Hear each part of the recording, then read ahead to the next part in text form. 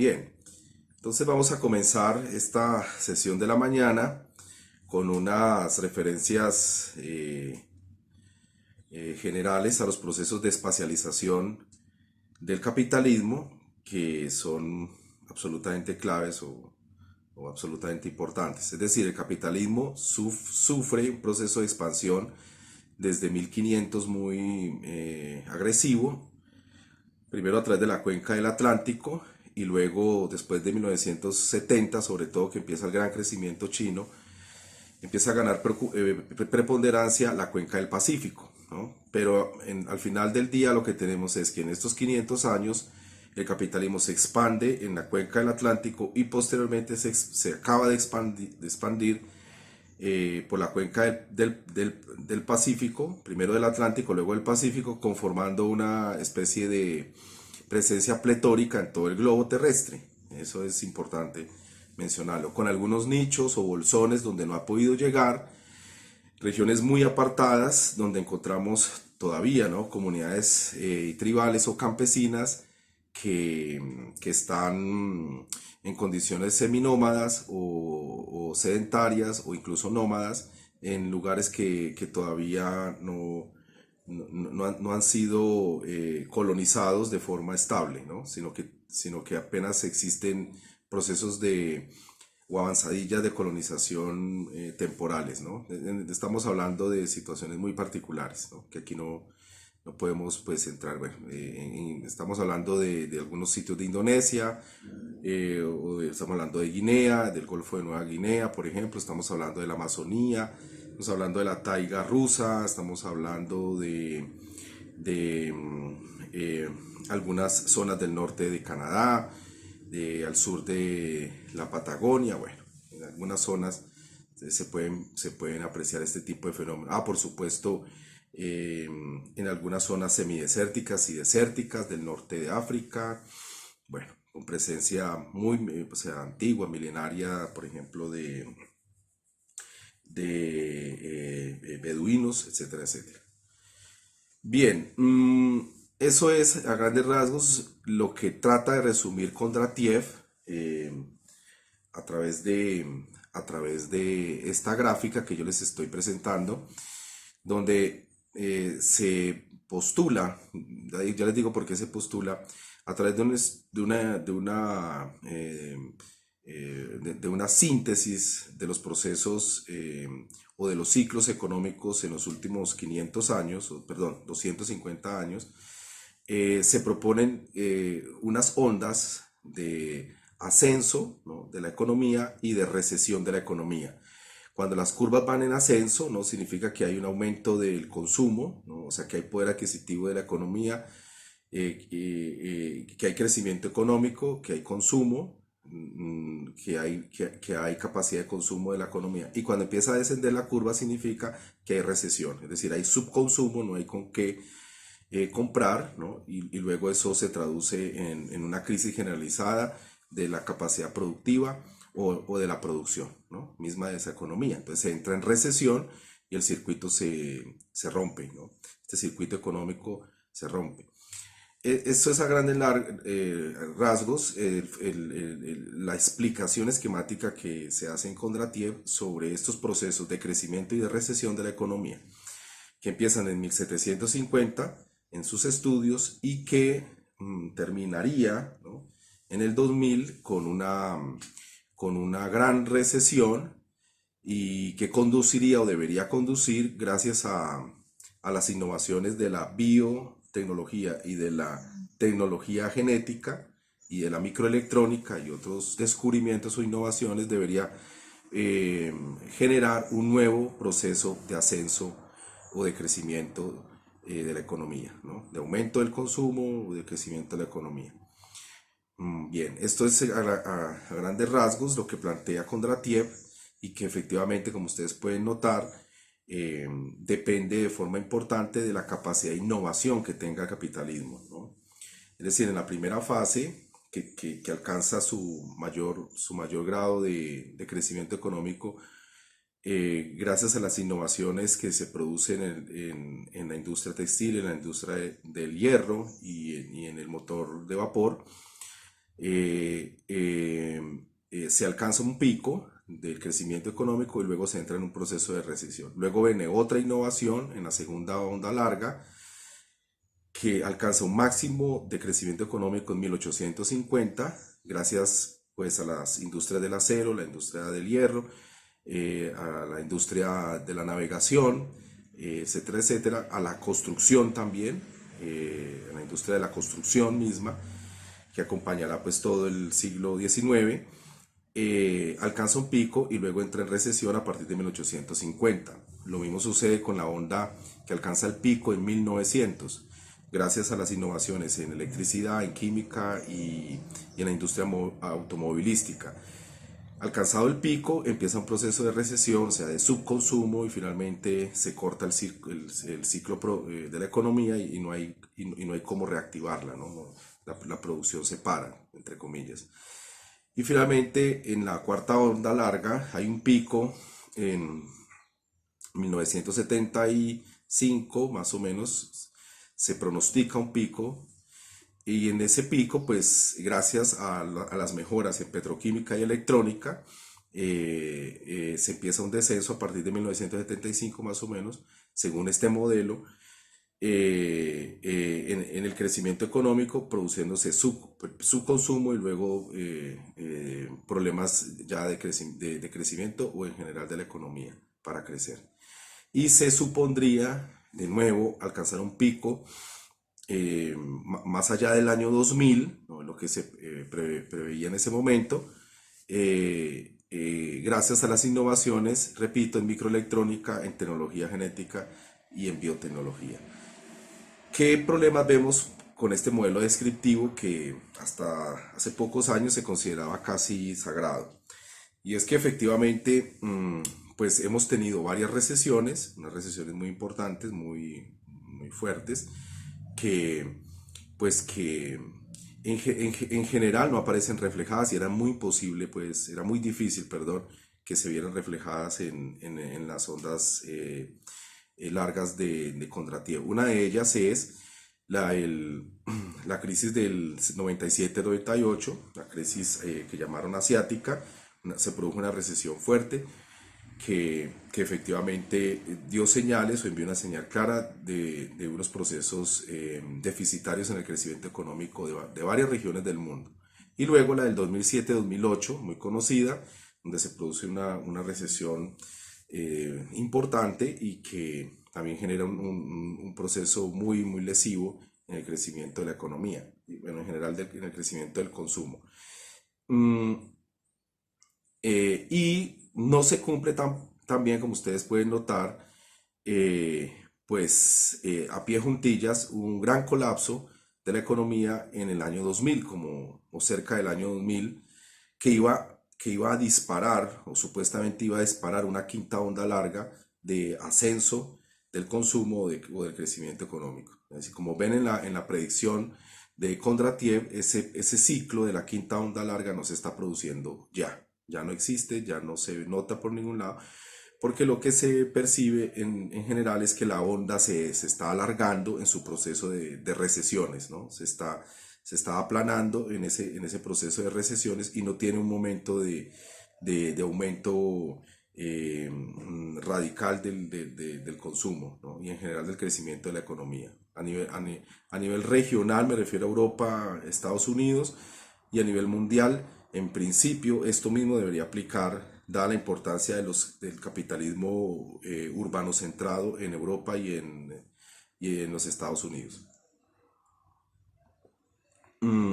Sin embargo, eh, esta modelación sobre las ondas largas sigue siendo importante para entender el proceso de expansión de los mercados o el proceso de expansión espacial a través de estos mercados del capitalismo, ¿no? Lo que vemos es que en la última onda larga el capitalismo ha logrado penetrar a buena parte de las zonas a los sitios más recónditos del globo, con algunas excepciones que ya les señalé, y que en la medida en que esas ondas siguen desarrollándose después de la supuesta gran recesión del 2000 que aparece allí prevista, se supondría que el capitalismo prácticamente estaría globalizado o sería pletórico en todo el planeta. Bien, en la medida que las ondas, desde la primera onda larga de 1750 a 1825 más o menos, a la medida que esa primera onda se desarrolla, el capitalismo se empieza a expandir. Es más o menos la tesis central en términos espaciales que yo quería a ustedes mencionarles en, en esta exposición muy apretada de Kondratiev. Y lo otro es una especie de prometeísmo que se construye alrededor de la innovación tecnológica. Es decir, este enfoque considera que son las innovaciones de carácter científico y tecnológico las que producen los grandes cambios en la economía. Es decir, gracias a que existe una nueva tecnología en general, o sea, eh, investigación científica aplicada a técnicas viejas, eso hace que se produzca una nueva tecnología. De inmediato se produce un nicho en expansión del mercado de nuevos productos y esos nuevos productos son consumidos por la sociedad. Y eso es lo que estimula el crecimiento. Esa teoría tiene, pues, podría, ¿no? En principio tener problemas gracias o explicables por la actitud, el enfoque tecnófilo tan fuerte que tiene, o ese prometeísmo casi que cerrero que hay respecto a, a, al desarrollo tecnológico, a la innovación, ¿no? Tecnológica y científica. En el sentido de que son estas las que serían las claves de los grandes cambios en la historia de la humanidad, no solamente en la economía, sino en la historia de la civilización. Y eso no es fácil explicarlo así, especialmente hoy cuando tenemos límites al crecimiento de la economía por efectos eh, eh, muy importantes de la degradación ambiental en general que ha ocasionado la presión antrópica sobre el sistema de la Tierra.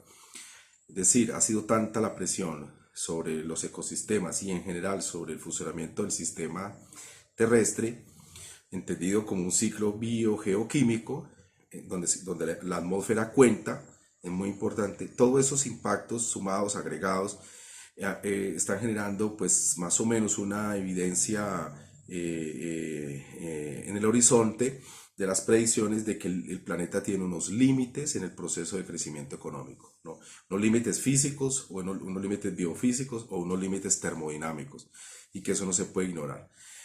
Y eso, por supuesto, esos límites implican también una señal de alerta al consumo, ¿no? Una señal de alerta al crecimiento económico. El crecimiento económico no puede ser infinito, no puede seguir ascendiendo, tal como se presenta en las curvas de Kondratiev, si tenemos en cuenta que el planeta tiene límites, de límites naturales o límites físicos o biofísicos muy serios o termodinámicos que tenemos que considerar siempre.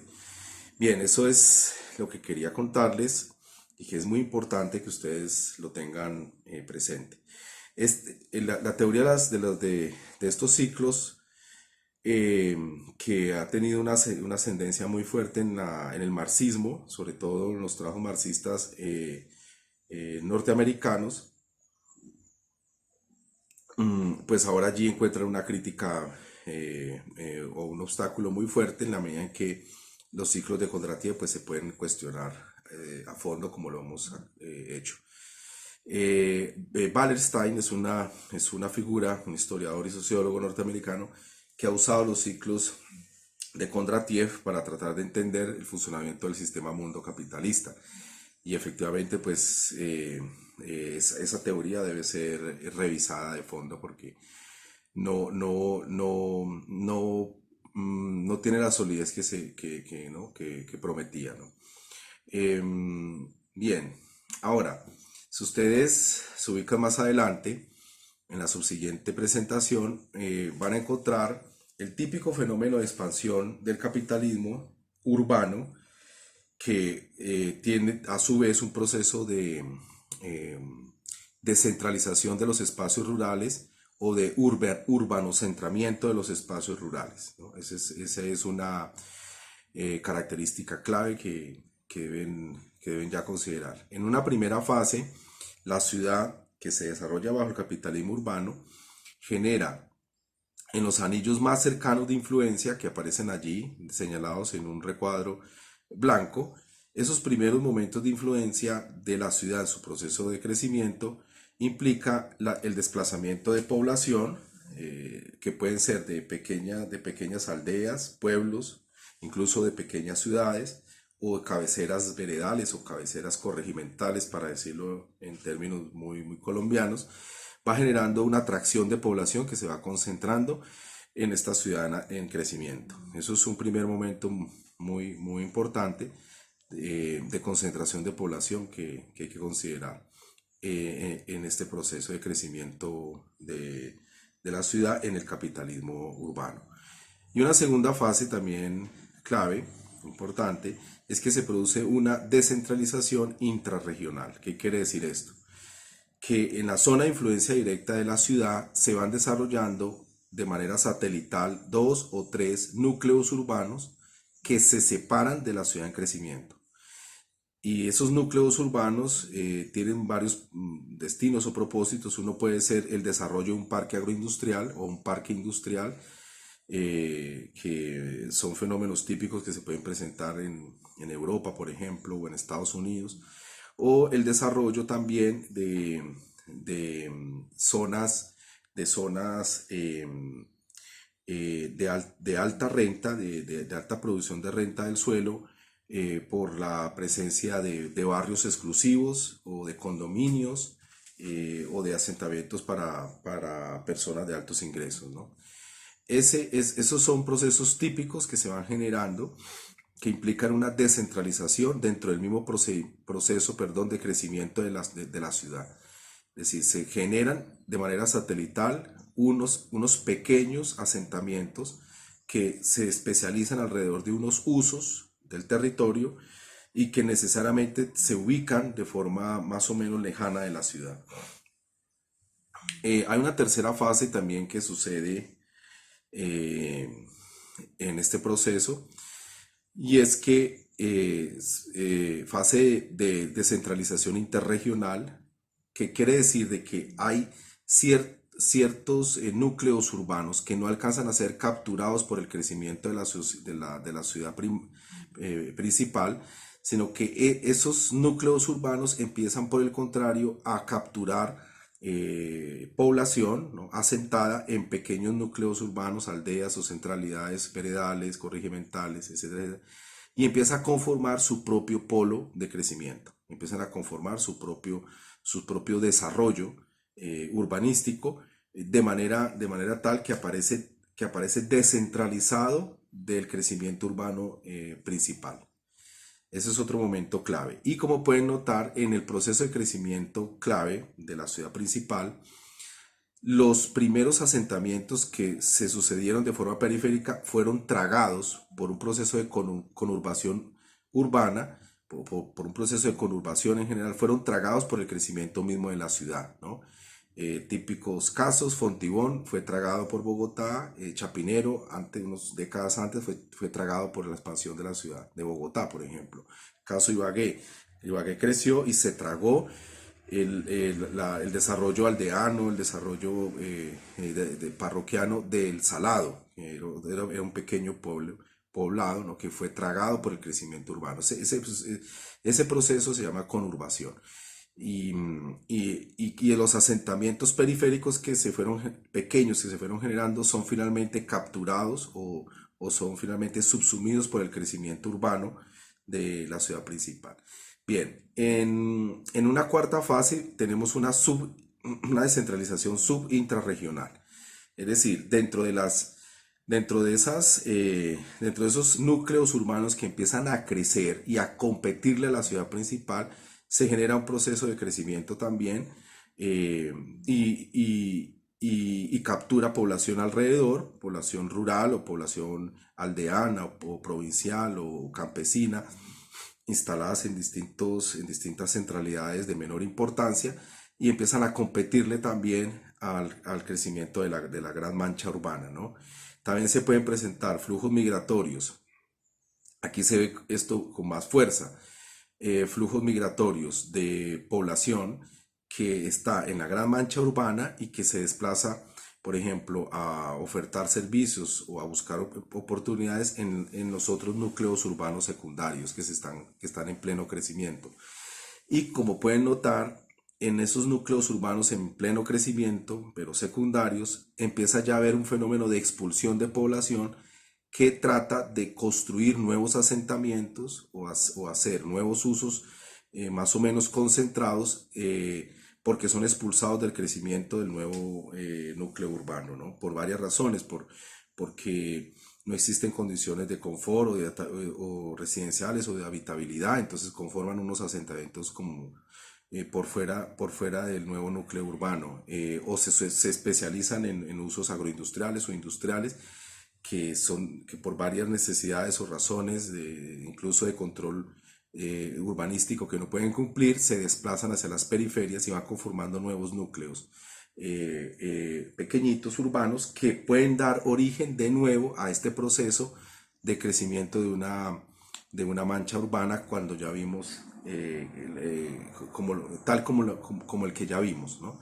Es una suerte de anidamiento de un mismo, es decir, un patrón que se va repitiendo a distintas escalas, como una suerte de fractal, ¿no? De esa manera se puede ir viendo el crecimiento de las ciudades en el capitalismo urbano. Y finalmente, pues tenemos una última fase que consiste ya en una suerte de estabilidad de las jerarquías urbanas, y allí pues van a notar una gran mancha urbana, ¿no?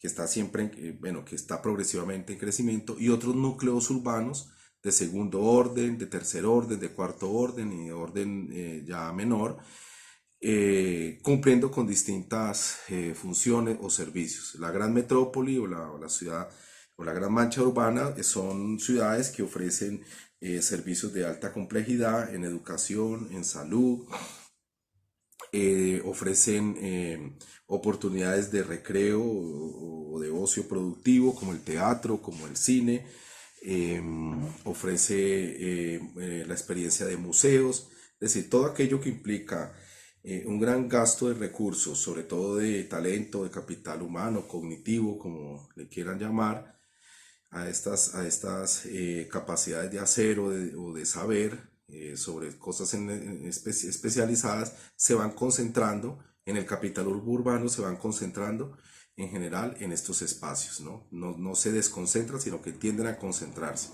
Una característica clave que es bien señalada de la ciudad capitalista es que tiende a concentrar conocimiento, poder y riqueza en un solo espacio, ¿no?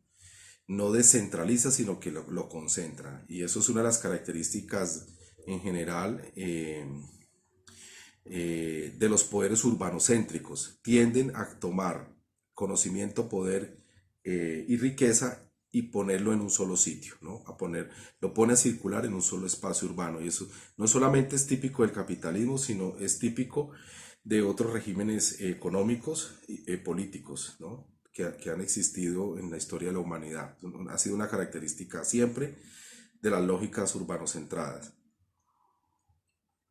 La característica principal que vemos en el capitalismo es pues sencillamente que este fenómeno se lleva al paroxismo, y entonces los servicios especializados, es decir, los saberes especializados, la banca, la circulación de grandes masas de dinero, así sea circulaciones electrónicas o en libros de los bancos, esa gran concentración de moneda se produce también en estos espacios o circula en estos espacios, por decirlo de alguna manera, las transacciones se dan en esos espacios urbanos, y el poder político también tiene presencia allí, es decir, los centros de decisión, los centros del poder político están ubicados en estos espacios urbanos, ¿no? Y en el capitalismo urbano eso se lleva al paroxismo, ¿no? Hay grandes concentraciones en general de estos recursos. Y en las ciudades de segunda, tercera, cuarta jerarquía empieza a haber menos presencia de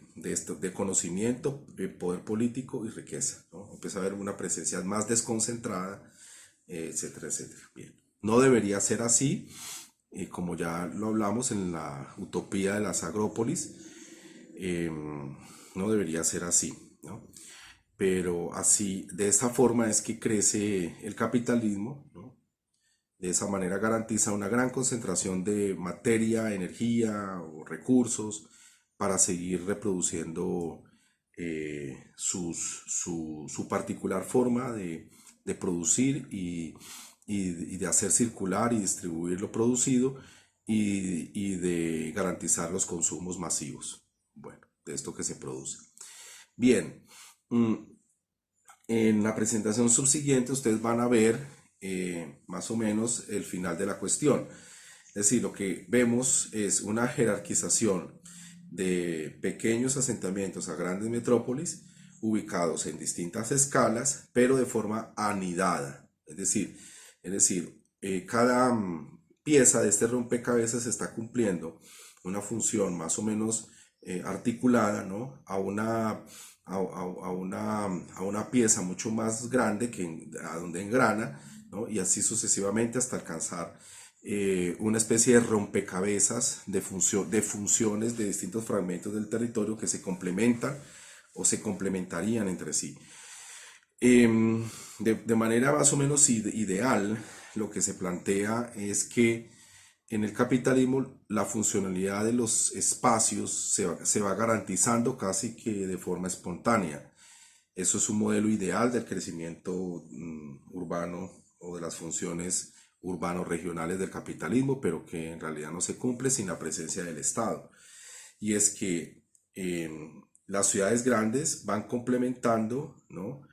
Aquellas necesidades de servicios complejos que no puede garantizar una ciudad intermedia, pero a su vez la ciudad intermedia va garantizando aquellos servicios menos complejos pero necesarios que no puede garantizar la metrópoli y que tampoco puede garantizar una población o una aldea.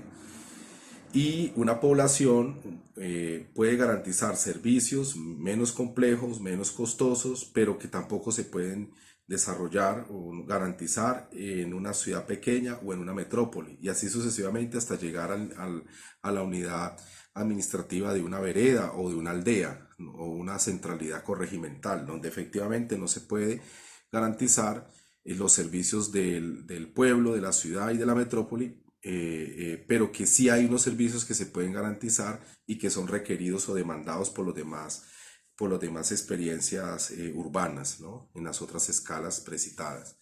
Ejemplos típicos: una aldea ofrece servicios ambientales como agua, como recreación, como avistamiento de aves, yo qué sé, que no puede garantizar una ciudad pequeña o un pueblo incluso. Un pueblo pequeño puede garantizar un servicio hospitalario de complejidad básica, uno que no puede garantizar la aldea o la centralidad corregimental. Y así sucesivamente podemos llegar hasta la metrópoli. Bien, eso es lo que de forma muy ideal, ¿no? Se plantea en los modelos teóricos de la economía del espacio, de la economía urbana, que nosotros más o menos avistamos en la geografía cuantitativista, que trataba de econometrizar o de explicar a través de modelos matemáticos el comportamiento de los precios o el comportamiento de, del valor del suelo y de los fenómenos adheridos, ¿no? Como fenómenos urbanos o agrícolas, industriales, etcétera, en función de precios, en función de modelos de oferta y demanda, etcétera, etcétera, con supuestos puntos de equilibrio que se alcanzarían espontáneamente. Bueno, toda esta teoría que ya vimos en geografía cuantitativista de manera muy general, aquí se ve aplicada en vigor, ¿no? A través del modelo de crecimiento ideal de las espacialidades del capitalismo. ¿Bien? Y acoplamiento ideal de las espacialidades del capitalismo. Bueno, esto es importante porque este modelo lo van a ver ustedes funcionar todo el tiempo en distintas teorías aplicadas, sobre todo en planes de ordenamiento territorial, en planes de desarrollo urbano, en planes de maestros de transporte, en planes turísticos, en planes sectorales de salud, en planes de desarrollo minero y energético. Siempre van a encontrar esta idea de jerarquías urbanas que espontáneamente va garantizando el crecimiento del capitalismo urbano. Bueno, vamos a entrar a un tema pues más o menos espinoso que tiene que ver mucho con nosotros, con la historia nuestra, ¿no? Voy a hacer unas pinceladas y dejamos el resto para la segunda sesión. En el caso de Colombia, el modelo ideal de la espacialidad capitalista eh, que se produce en la lógica, desde la lógica urbana o la lógica urbano-centrada, en estos países se sucede de manera más contradictoria, de manera mucho más matizada, ¿no? De hibridaciones o de mestizaciones, por decirlo de manera muy metafórica. Es decir, se va produciendo una ocupación del territorio donde no se cumple, en muchos momentos no se cumple este proceso de expansión territorial del capital, sino que suceden excepciones, suceden heterogeneidades de todo tipo, dadas las condiciones específicas de nuestros suelos, de nuestra topografía, de nuestro clima, de nuestras poblaciones, etcétera, etcétera, que empiezan a relativizar de forma radical los modelos ideales de expansión espacial del capitalismo, ¿no? Y de jerarquizaciones urbanas, tal como aparece en el modelo ideal. Eh, bueno, son varias las razones que conducen a esto, ¿no? Pero básicamente son fundamentalmente esto se explica de esta manera, pero no quiere decir de que sea una cosa siempre deseable, ¿no? Por lo que llamamos una modernización precaria. Es decir, el capitalismo eh, fue implantado como un capitalismo periférico en Colombia, con unas relaciones de dependencia muy fuertes con relación a las economías centrales, eh, y eso impidió la modernización precaria o el capitalismo periférico, impidió que se produjeran una estabilidad de las jerarquías urbanas que garantizaran complementariedad entre todos los servicios que puedan cumplir. Entonces, hoy podemos tener metrópolis con unos crecimientos inusitados, ¿no? En Latinoamérica, pero con poca capacidad de respuesta a garantizar servicios especializados en salud, ¿no? Tanto en indicadores de cobertura o en indicadores de calidad, ¿no? Tienen serios problemas o pueden encontrar casos absolutamente excepcionales, como pequeños asentamientos, ¿no? Donde hay una suerte de segregación socioespacial de la población más pobre, donde se puede disponer del acceso a servicios de alta complejidad, por ejemplo en salud o en educación, ¿no? O en otro tipo de servicios, ¿no? ¿Por qué sucede? Porque se desarrollan asentamientos de altas rentas urbanas donde solamente clases privilegiadas pueden ocuparlos y se van constituyendo prácticamente en núcleos urbanos eh, para ingresos altos, ¿no? Pequeños, bien planificados, con un urbanismo muy racional, incluso con elementos de sostenibilidad ambiental muy fuertes que van orientando el crecimiento racional y planificado de estos nuevos núcleos urbanos. Bien, eso es en términos generales lo que empieza a suceder, ¿no? Con estas ciudades periféricas o del capitalismo periférico. No quiere decir de que las ciudades del capitalismo clásico no hayan tenido procesos similares, los tuvieron y fueron ajustados, ¿no? Nosotros no tenemos este proceso de ajuste, ¿no? O bien se puede pronosticar o se puede prever que el proceso de ajuste nunca va a llegar porque estamos en el capitalismo periférico y no hay recursos, no habría recursos, dirían en términos teóricos, para poder ajustar las jerarquías urbanas y poder garantizar una buena distribución y acoplamiento de servicios especializados de mayor a menor complejidad. No habría esa posibilidad en virtud de que no hay recursos a través de los presupuestos públicos o los agentes capitalistas no están dispuestos en hacer alianzas estratégicas o alianzas productivas con el Estado a fin de mejorar este proceso de jerarquización urbana. Podría haber también esa otra salida, esa otra interpretación, pero bueno, a toda luz lo que uno ve es que las ciudades no tienen una jerarquización, en efecto hoy, las ciudades latinoamericanas, ideal, no se aproxima ni siquiera o trata de aproximarse a una jerarquización eh, más o menos decorosa de las distintas eh, funciones o servicios especializados y sus escalas. No hay ningún tipo de aproximación a ello. Por el contrario, empiezan a producirse son irracionalidades o situaciones anómalas, como ya les cité, ya les comenté, y no se ve con claridad a futuro la posibilidad de que hayan agentes capitalistas o agentes estatales que ayuden a corregir esta situación de espacialidad irracional del capitalismo. ¿Bien? Eso es en términos generales, ¿no? Lo que podemos decir sobre la modernización precaria o el capitalismo periférico. Mm, a esto hay que agregarle una serie de características, ¿no? Que vienen como aparejadas con esta modernización precaria, ¿no?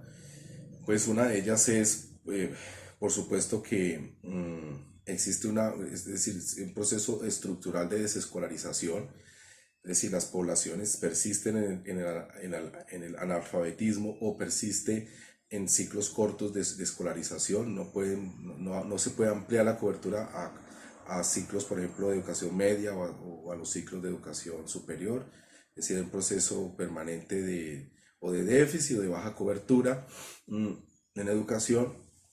Tenemos siempre un gran cuello de botella y es que las clases medias no crecen, son pequeñas, tienden a ser pequeñas, por tanto el nivel de consumo de esa economía sigue siendo bajo de las clases medias y la presencia de estas clases sí, no es importante, no pesa como en las economías postindustriales o capitalistas clásicas, donde eso sí se empezó a configurar.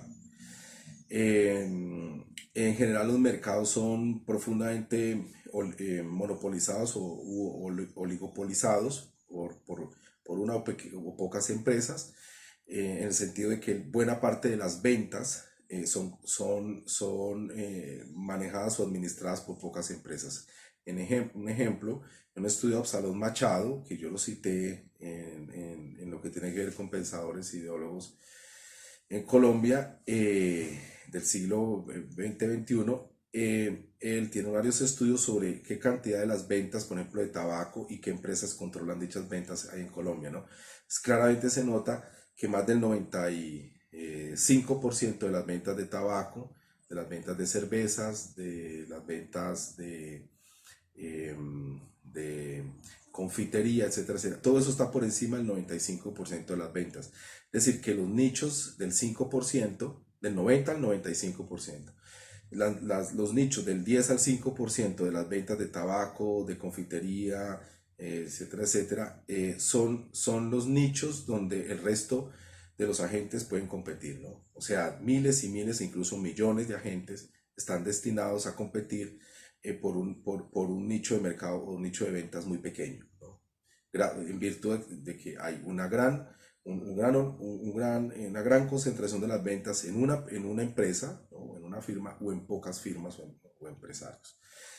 Eso significa que el mercado está cooptado por las élites económicas y que diseña un Estado que garantiza que el mercado les genere estos monopolios, les asegure el desarrollo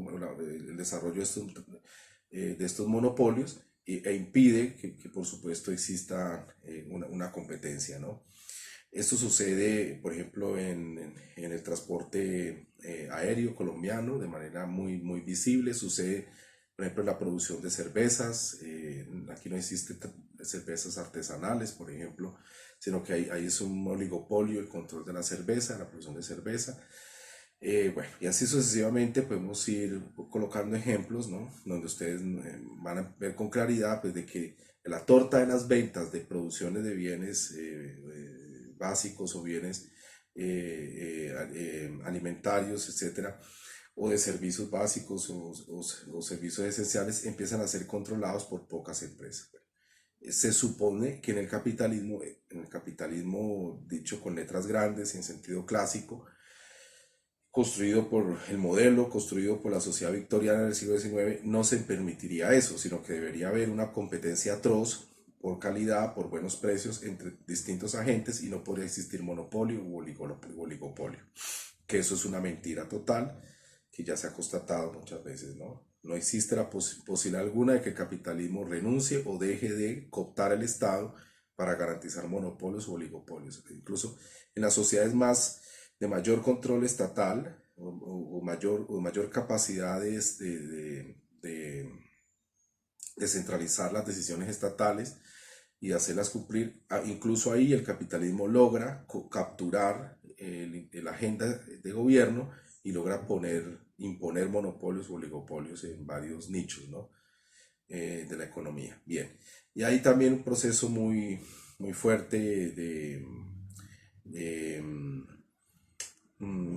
desambientalización, esta palabra que quiere decir, es decir, que cada vez más nosotros vemos como un asunto no solamente ajeno, sino como propio de países ricos, el problema ambiental. El problema ambiental no es lo nuestro, solo contaminamos o participamos en la contaminación de los gases de efecto invernadero con el 0,3% o con el 0,5%, y por tanto eso es un asunto inane que no debería estar en la agenda de gobierno y nos desbarcamos de ello, ¿no? Estas sociedades tienden a desambientalizar la agenda, no ponerle ningún tipo de prioridad. Así Colombia tenga características excepcionales que tienen que ver con su complejidad de ecosistemas. Recordemos los más de 300 ecosistemas identificables geoecológicamente, para hacer una expresión más técnica, bien diferenciados. Hay países que solamente tienen 2, 3 ecosistemas diferenciados en esos términos geoecológicos. Nos convierten en un país excepcional en términos de diversidad ecosistémica, etcétera, etcétera. Bien, y hay otra serie de características que tienen que ver pues con, eh, es decir, elementos de formación básica dentro del capitalismo, dentro de la modernidad, como es por ejemplo apropiarse del utilitarismo, es decir, que son principios de buen gobierno que guían muchas de las decisiones en las élites de los países modernizados, que efectivamente nunca fue interiorizado aquí. ¿Qué quiere decir utilitarismo? Bueno, pues que se toman decisiones por el bien mayor, ¿no? Pero que se comprueba o se constata de que tales decisiones produzcan el bien mayor, ¿no? Esto esto parece una técnica muy inane, ¿no? Decirlo casi que suena inane, pero efectivamente es un principio básico, ¿no? De los buenos gobiernos en la modernidad. El utilitarismo de Bentham, por ejemplo, que en realidad pues resume una gran tradición liberal, racional e instrumental en esa frasecita de obrar por el bien mayor, pero que efectivamente le sirve como un faro muy práctico a las élites económicas o políticas en sus procesos de desenvolvimiento en el Estado o en el mercado. Y los países con modernidades precarias nunca lograron interiorizar el utilitarismo. Y en efecto tenemos cosas como que un latifundista puede concentrar en Maní, en Casanare, puede concentrar 18.000, 20.000 hectáreas y, y con rendimientos o con tasas de ocupación ganaderas de una res por cada 40 hectáreas, por ejemplo, ¿no? Ese tipo de fenómenos se presentan en Colombia. Es tal el derroche de recursos porque no incorporamos principios utilitaristas para regular nuestra vida productiva, pues que efectivamente se producen estas irracionalidades, ¿no? Y hay irracionalidades de todo tipo, ¿no? Incluso es asaltar el Estado, robar el Estado, etcétera, etcétera, va produciendo conflictividad social, desgobierno, empobrecimiento y decir, eso va incluso en contra del propio crecimiento de las empresas, el crecimiento del consumo, crecimiento de la productividad, sobre todo de medianos y de pequeños empresarios, ¿no? Ese tipo de fenómenos, ¿no? Son típicos y se le atribuyen a esta idea de que no, nunca se puso en práctica, ideas utilitaristas. Bien. Como les advertí desde un principio, no, con esto no estoy queriendo decir de que nos veamos abocados a cumplir a rajatabla el proyecto de la modernidad cultural, económica o política, ¿no? Solamente estoy diciendo que en términos más o menos antropológicos, sociológicos y de las ciencias económicas, nosotros podemos ser explicados de esa manera, ¿no? Podemos ser explicados. Otra cosa son los rumbos que uno le quiera diseñar, entre comillas, a estas naciones, ¿no? O qué propuestas de, de régimen político o de orden económico le propondría una de estas naciones sometidas a esta modernización precaria. Bueno, y finalmente, lo que llamamos personalidades tradicionalistas o arrocheladas, que más o menos se inscriben en una suerte de simulación de productividad o de productivismo, ¿no? Pues obviamente hay un trauma, una herida muy profunda en el proceso de hibridación cultural, como ustedes ya más o menos pueden notarlo con lo primero que vimos cuando hablamos de las sanciones o de los castigos o la muerte a personas que practicaban la herbolaria en el siglo XVII, a principios del siglo XVII. Ese tipo de traumas que se fueron generando en el proceso doctrinero españolista católico, bueno, todo ello obviamente produjo, ¿no? Una suerte de mestización muy traumática que dio lugar a personalidades que no pueden considerarse ni modernas ni capitalistas, sino personalidades contradictorias, ¿no? Tradicionalistas muy contradictorias, que se caracterizan, bueno, esto va a decir en un marxismo muy clásico, que, que finalmente trabajó Erich Fromm, por ejemplo. Personalidades ladinas, simuladoras, destructivas con el otro y con el ambiente, autodestructivas, destructivas con ellas mismas, por ejemplo, el consumo de bebidas alcohólicas, etcétera, etcétera. Incapacidad casi que patológica de no prever, de no usar previsivamente recursos, de nunca ahorrar, etcétera, etcétera. Esas son personalidades sociales que se han caracterizado como tradicionalistas, cuasi productivas, arrocheladas y que componen como este paisaje social latinoamericano, ¿no? No he entrado en críticas, ¿no? Pero pues porque me interesa es explicarle las características que son vistas desde la perspectiva de una modernización precaria. Bueno, eso es en términos generales lo que quería comentarles sobre estos elementos relativos a la modernización de los territorios postcoloniales como el colombiano y, y los factores sustanciales que definen una modernización o una modernidad, para no entrar en más debates, precaria, bueno, o precarias. Bien, entonces muchas gracias y quedamos atentos a las preguntas.